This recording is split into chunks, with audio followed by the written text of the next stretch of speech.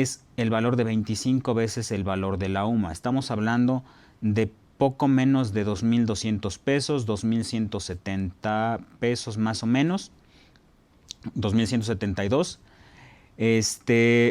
Independientemente del salario que final de cuentas yo reciba.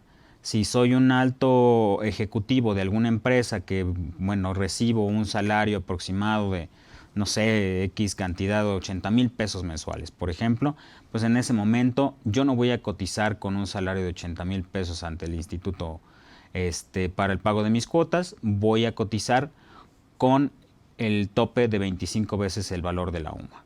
Esto es muy importante mencionarlo, incluso para efectos de hacer el pago, cuando ustedes elaboran el SUA mismo no les va a permitir poner estas cantidades. Ahora, otro aspecto importante que vamos a seguir utilizando durante el resto de la plática es la manera en que podemos determinar el salario. Recuerden que el salario en la ley del Seguro Social nos establece que para determinar el salario debemos de pagarlo el salario se determina de manera diaria. Y para poder determinar este salario de esta manera, si yo recibo un salario semanal, lo voy a dividir entre 7, si es quincenal entre 15, si es mensual entre 30. Y cualquier otro procedimiento análogo. ¿Qué quiere decir? Que si yo tengo un salario fijado en contrato por X cantidad de pesos bimestrales, pues para determinar el salario diario voy a utilizar entre 60. Igual catorcenal entre 14. Yo nunca he visto casos de semestrales o anuales, pero sería entre el número de días que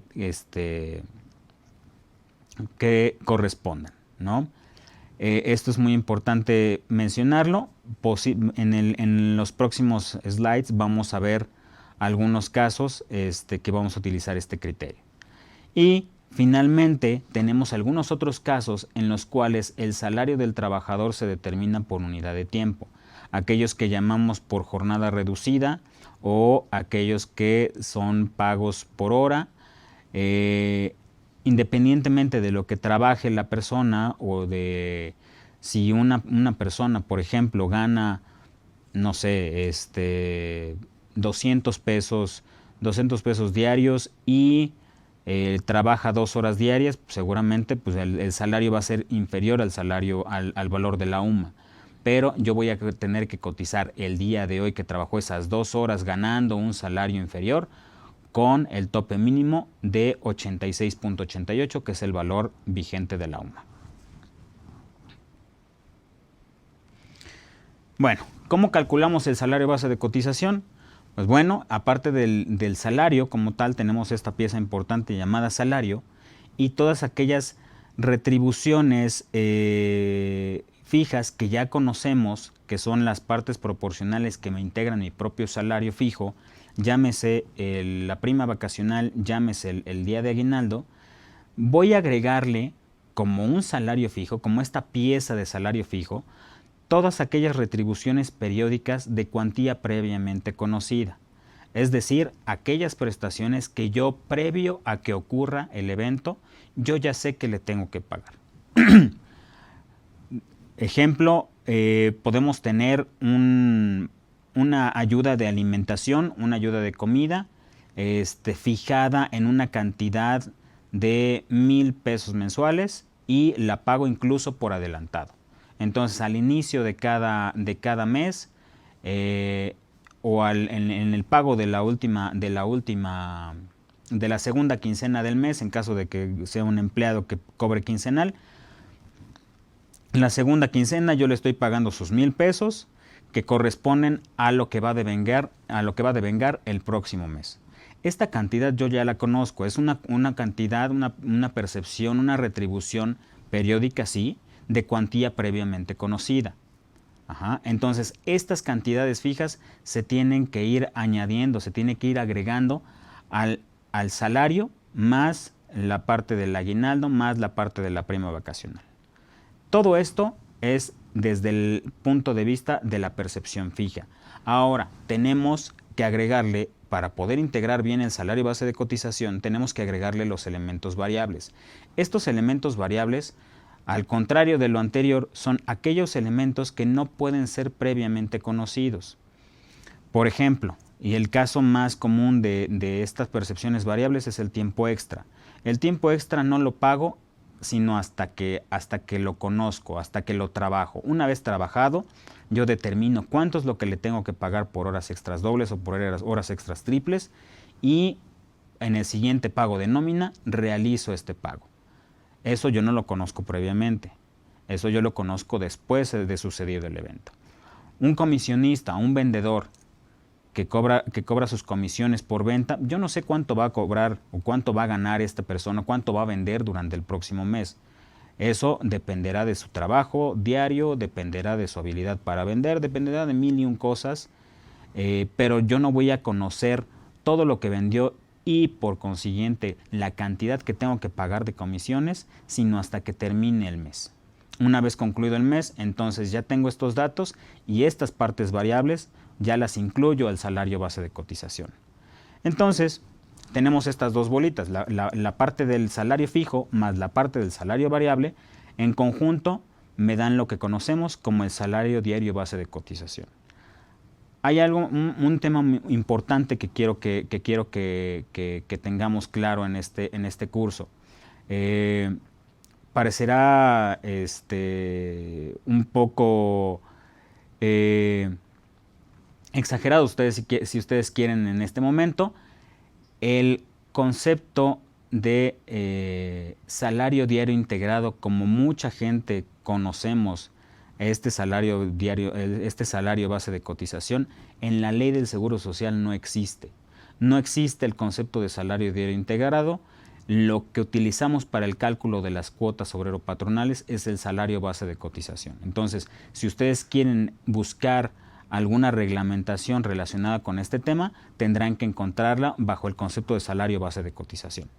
El salario diario integrado no lo van a poder encontrar como tal en la ley del Seguro Social o en sus reglamentos. Ahora bien, platicábamos ahorita de todo lo que son las prestaciones fijas y las prestaciones variables. Lo que diferencia a cada una de estas prestaciones es el concepto de cuantía previamente conocida. ¿La conozco o no la conozco? Aquí, a manera de ejemplo, en la presentación estoy poniendo una tablita con algunas de las prestaciones que posiblemente el patrón dé a sus trabajadores, independientemente del tipo de industria que se trate, y tratando de identificar, digamos, el común, si es una percepción fija o es una percepción variable. ¿Esto es una regla? No, no es una regla, es una manera de ejemplificar las prestaciones, y ahorita vamos a poder entender un poquito más de estas. Puede ser que por las características de estas prestaciones puedan ser consideradas como fijas o como variables. Para esto es muy importante hacer un análisis de cada una de las prestaciones, ver cómo se están pagando, ver a quiénes se les paga, y para esto hay que documentarnos, hay que estudiar bien el contrato individual de trabajo, el manual de prestaciones, el contrato colectivo de trabajo,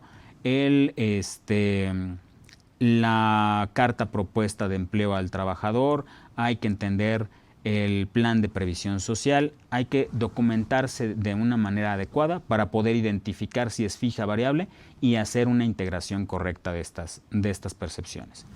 Bueno, creo que hay algunas que son bastante obvias. Tenemos en la parte de arriba sueldo, aguinaldo, prima vacacional.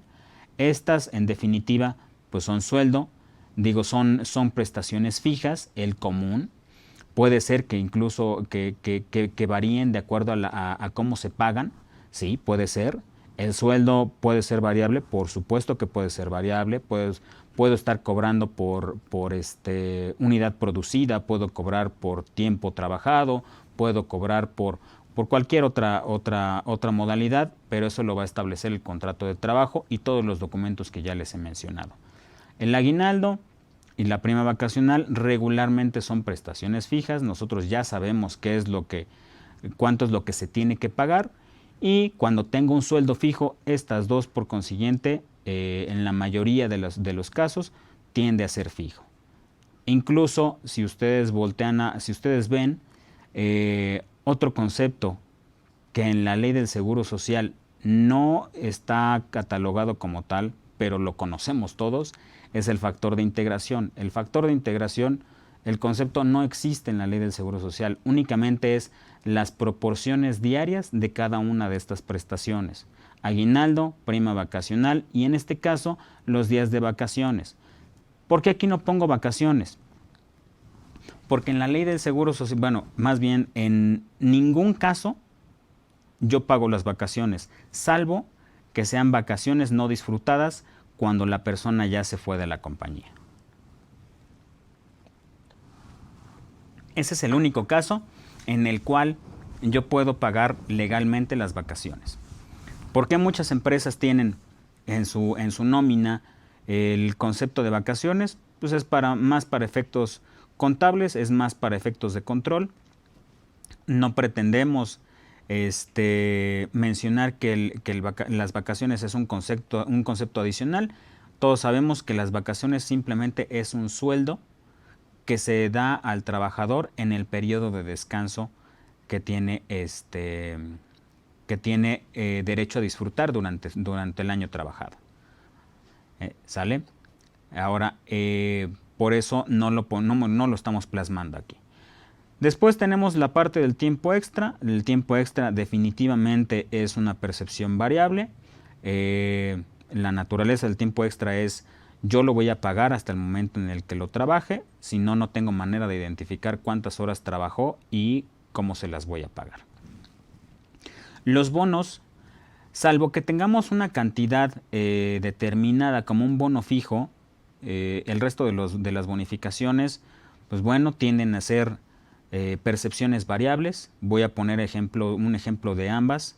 En algunas empresas hay pagos de bonos de productividad o bonos sujetos al desempeño o a las cifras con las que la empresa cerró su ejercicio fiscal y con base en estas cifras se hace un cálculo adicional que es lo que nos determina nuestro bono.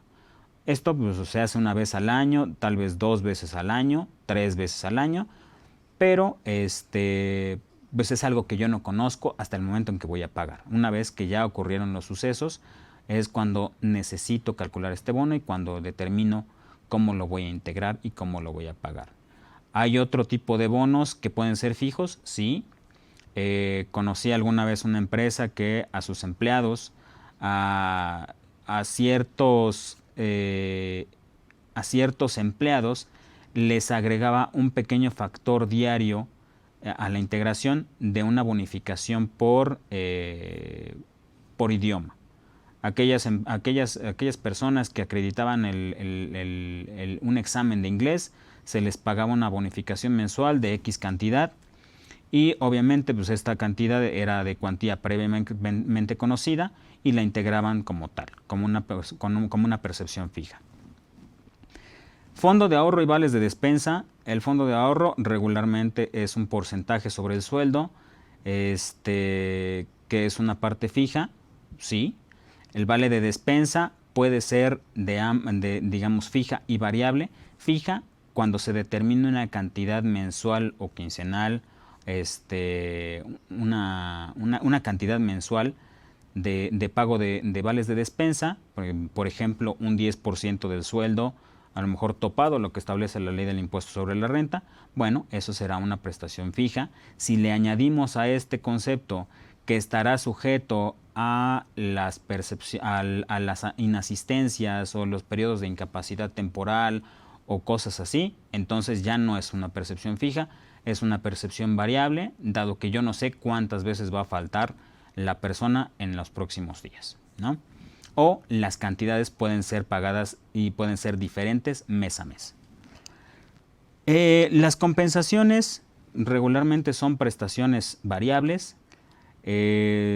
Podemos dar compensaciones por buen desempeño, podemos dar compensaciones por llamarle un nombre, algún tipo de sobresueldo o un trabajo especial que el trabajador realice para el patrón y se le decida recompensar con una compensación. Pues todas estas son variables definitivamente. Tenemos las comisiones, como mencionaba hace un rato, las comisiones, pues yo no voy a saber cuánto va a ganar de comisión hasta que la persona me indique cuánto fue lo que vendió y yo determine cuánto es lo que va a percibir de comisiones. Por eso es una percepción variable. Tenemos el bono por desempeño, al igual que los anteriores, pues es una percepción variable. Yo no sé cómo va a estar el desempeño de la persona el próximo mes, entonces yo no puedo, en definitiva, yo no puedo asignarle una cantidad fija todos los meses. Me estaría dando un balazo en el pie. ¿Qué tal si yo le digo a un trabajador, sabes qué, por bono por desempeño te vas a ganar 500 pesos quincenales y resulta que su desempeño es muy bajo en las próximas quincenas, ¿no? La prima dominical es una percepción variable, ¿sí? Pues no es una cantidad pagada periódicamente. Recordemos que únicamente se da en aquellos días que se trabaja en domingo, independientemente de que si el día domingo sea su día de descanso o no. Si trabajas en domingo, se te va a pagar tu prima dominical. El retroactivo de sueldo, una percepción variable, porque no es algo que pague constantemente, simplemente a lo mejor, no sé, un ejemplo muy burdo es mi área de recursos humanos o los propios jefes directos de las personas no me dieron información para poder determinar el incremento de sueldo que iba a tener cada persona. Me tardé, me pasé de la fecha, no pude concluir, y ahorita en el mes el 12 de junio, pues yo tengo que pagar para la próxima quincena, la próxima semana, y tengo que incluir el pago del retroactivo porque debí de haber calculado los nuevos incrementos a partir del 1 del mes de mayo, ¿no? Es por poner un ejemplo del pago de retroactivo, que en definitiva es una percepción variable. Y el descanso trabajado, pues bueno, por necesidades si bien es cierto que por necesidades del negocio en algunas ocasiones se puede extender la jornada y pagar tiempo extra, en algunas ocasiones también el patrón puede requerir al trabajador que vaya a trabajar en su día de descanso por circunstancias de la propia empresa, de la producción, y si así se decide, pues bueno, se le pagará al trabajador su día de descanso laborado. Así nos podemos encontrar muchas otras prestaciones que pueden ser determinadas como fijas, como variables. Lo importante aquí, antes de hacer la integración de mi salario, yo recomiendo hacer esta tablita en todo su catálogo de prestaciones, identificar cada una de las que voy a pagar o de las que estoy pagando, identificar si es fija, si es variable, para poderla integrar al salario. Esa es la primera parte y es lo primero que debemos de hacer al momento de integrarlo. Para esto, insisto, necesitamos documentarnos adecuadamente, necesitamos analizar perfectamente bien la información que tenemos, si son los contratos de trabajo, si son los manuales de prestaciones, si son los contratos colectivos de trabajo, si son las cartas de propuesta de trabajo para los empleados, si son los planes de previsión social. Cada documento que me establezca la manera en que voy a pagar y a quién voy a pagar cada prestación es un documento importante que yo tengo que analizar para poder determinar si la prestación es fija o es una prestación variable.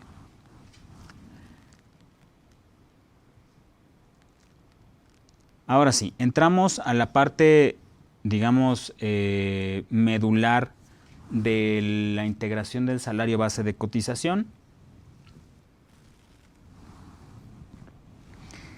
Y bueno, empezamos a revisar el tema de los excluyentes de la integración del salario. Para el tema de los excluyentes de la integración del salario, esto viene contenido en el artículo 27 de la Ley del Seguro Social.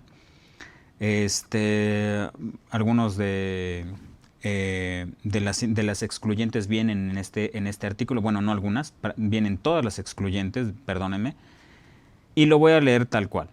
El salario base de cotización se integra con los pagos hechos en efectivo por cuota diaria, gratificaciones, percepciones, alimentación, habitación, primas, comisiones, prestaciones en especie y cualquier otra cantidad o prestación que se entregue al trabajador por su trabajo. Se excluyen como integrantes del salario base de cotización, dada su naturaleza, los siguientes conceptos. Muy bien. Todo esto antes venía separado en dos artículos diferentes. Uno en la parte de definiciones, en la parte de salarios, que decía el salario se integra por los pagos hechos en efectivo, por cuota diaria, gratificaciones y los demás conceptos que vienen en este artículo. Y por otra parte venía el artículo de los excluyentes, que eran básicamente lo que decía es: se excluyen como integrantes del salario base de cotización, dada su naturaleza, los siguientes conceptos. Ahora vienen todos juntos, ya desde hace algunos años pusieron los dos artículos, lo pusieron en uno solo. Y bueno, lo que nos está diciendo es qué es lo que debemos considerar y qué no para la integración del salario base de cotización. Quiero que pongamos mucha atención en lo que menciona después del último punto y dice: se excluyen como integrantes del salario base de cotización, dada su naturaleza, los siguientes conceptos. Estas tres palabritas de dada su naturaleza es algo que debemos de considerar y es para mí algo medular en la integración del salario. Estamos hablando que necesitamos analizar perfectamente bien, al igual que en el slide pasado, donde determinamos si una prestación es fija o una prestación es variable por cómo se paga, a quién se paga. También de esta tenemos que hacer un estudio muy importante para poder determinar si integra o no integra el salario. Puede ser que por la naturaleza de lo que estamos pagando no integre el salario, entonces lo tenemos que excluir. Puede ser que esté yo pagando una cantidad con un nombre, pero la naturaleza me indique un nombre diferente. Ahorita vamos a ver algunos ejemplos de los más comunes, o al menos de los que considero más comunes o de los que he visto mayormente en la práctica. ¿Se da muy seguido? Sí, se da seguido. Por eso necesitamos analizar bien esto. No nos podemos ir con el nombre solamente de la prestación, no nos podemos ir solamente con la primera lectura de la prestación o con lo que se ha venido haciendo en los últimos años, porque eso también es muy común. Yo entro a trabajar en el área de nóminas de una compañía, veo cómo se hacen los procedimientos, cómo lo venían trabajando y me mantengo con la misma, sobre la misma tesitura. Eso es incorrecto. Cada que yo toco una nómina nueva o integro un salario nuevo, tengo que identificar bien qué es lo que estoy integrando o qué es lo que estoy dejando de integrar, ¿no? Hasta que haya modificaciones adicionales a la información que yo ya previamente analicé. Y dice: para que los conceptos mencionados en este precepto se excluyan como integrantes del salario base de cotización, deberán estar debidamente registrados en la contabilidad del patrón. Esto también es muy importante. Nosotros podemos hacer la integración del salario adecuadamente. Puede ser que yo dentro de mi paquete de prestaciones tenga pagados únicamente, o más bien tenga pagados muchos conceptos que ya revisé la manera de integrarlos y de acuerdo a lo que dice de dada su naturaleza, sí quedan excluidos de la integración del salario. Puede ser que, no sé, prácticamente todas las percepciones variables que yo pague al trabajador, excluyendo a lo mejor el salario y la prima vacacional y el aguinaldo, todas las demás no integren, pero si yo esto no lo tengo debidamente registrado en la contabilidad de la empresa, el Seguro Social va a llegar y me va a cobrar cuotas omitidas por la cantidad que resulte de todas estas prestaciones pagadas durante el año que yo no haya registrado contablemente de una manera adecuada. Entonces, estas dos características que menciona el artículo 27 en su primer párrafo y en su último párrafo son muy importantes. Tenemos que analizar la naturaleza de cada prestación y tenemos que hacer un adecuado registro contable de todas estas prestaciones. Si no, corremos el riesgo de que no se excluyan de la integración del salario y esto nos lleve al pago de cuotas adicionales, de cuotas obrero patronales adicionales, con su respectivo pago de actualizaciones y recargos.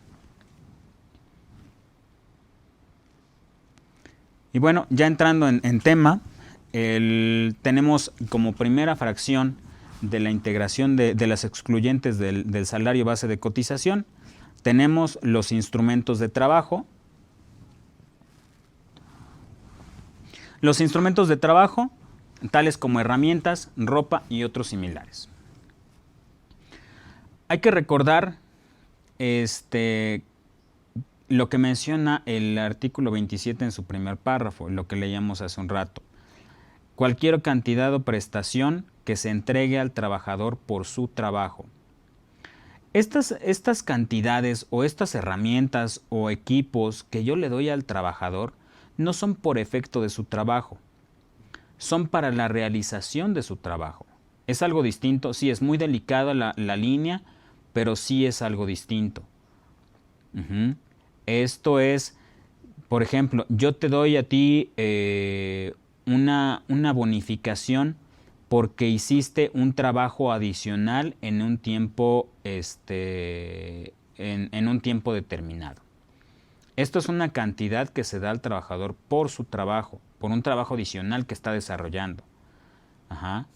Y en cambio, una computadora, una herramienta, un equipo de seguridad industrial, un celular o en algunas ocasiones un auto o cualquier otra herramienta, ropa o cosas similares que se entreguen al trabajador, no son por su trabajo, son para desempeñar su trabajo. El tema de los autos que se le da a la gente que está en la calle, eso es una herramienta de trabajo, la cual no debe de integrar al salario base de cotización.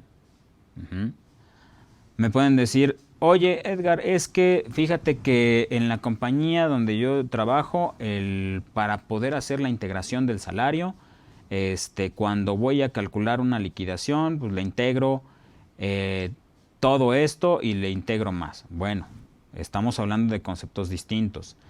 Sí, el salario diario integrado para liquidación es distinto, o la integración del salario para una liquidación es distinto a la integración del salario para cotizar ante el Seguro Social.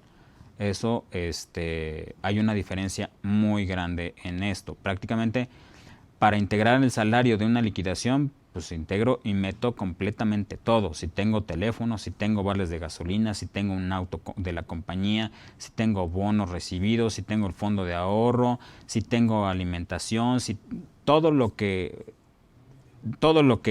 se le paga al empleado, lo voy a integrar ahí. Bueno, hay ocasiones que, bueno, los altos ejecutivos y la gente que gana mucho dinero, bueno, quiere cobrar en este salario diario integrado para liquidación, quiere cobrar hasta el aire que respira, ¿no? Bueno, ahí pues tendrán algunos elementos para poder cobrar cualquier cosa, pero para el Seguro Social no se incluyen todos estos y por eso tenemos un artículo específico que nos está haciendo esta diferenciación.